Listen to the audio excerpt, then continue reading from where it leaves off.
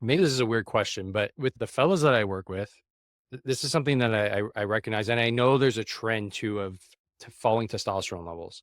Mhm. If you don't consume enough cholesterol, would that negatively affect your ability to synthesize testosterone, or would your body be able to just create it just naturally anyways, and it wouldn't have a big effect? Do you know if that would be a contributing factor to low testosterone, not Well, actually eating enough?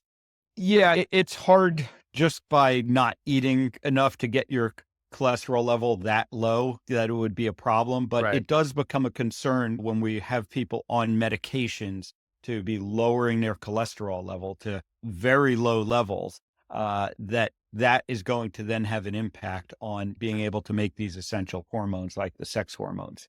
The more common problem that I guess I see is that people with poor metabolic health overall tend to have low testosterone levels because, again, metabolic health is referring to your body's ability to be doing all of the cellular level metabolic processes that we need to be doing. One of them is making hormones like testosterone. And so what I commonly encounter is men with low testosterone levels. My first thought is let's look at your metabolic health. Let's improve your metabolic health and see if that ends up improving your testosterone levels. The other sort of indirect problem that I see on these low fat diets, specifically, I'll point out the vegan diet, but it's not necessarily restricted to vegans, is that if you're not eating if you're avoiding animal proteins essentially because you're worried about the saturated fat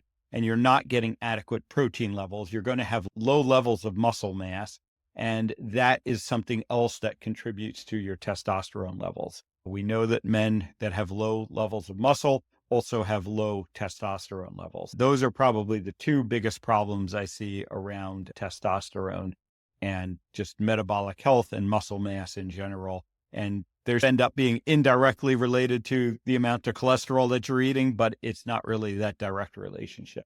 Like everything, it's always multifactorial, right? Yeah. Like you have one issue, but that is usually related to another issue that you're not addressing. So if we just look at this like big picture, if you have a poor diet, meaning you eat too much sugar, you smoke, Yep. and you're stressed out, you need to start seriously considering some lifestyle changes because you're now, by my calculations, that's 4.7, let's say another four. That's like a 20x increase in your chances of coronary heart disease just by those three factors alone, which likely smoking has drastically fallen in even the last 20 years since joined the military. Like half the Right. platoon used to smoke.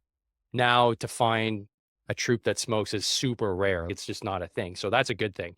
But the other two, like stress and eating too many carbohydrates, very much prevalent. Like it's something that in the military anyways, like our meals are heavily carb based, right? Like it's Yep. just like big freaking hay boxes full of like carby, starchy food, right? Keep you going in the field and it just carries over, right? You just keep on eating that way. We get our protein, but it's just interesting from a soldier's perspective. Yeah, we don't smoke anymore, but definitely the stress levels and definitely the carbohydrates are something that are prevalent within our community and our diets and typically carry over once we're in the veteran world and like we're out of the military. So very interesting to note on that front.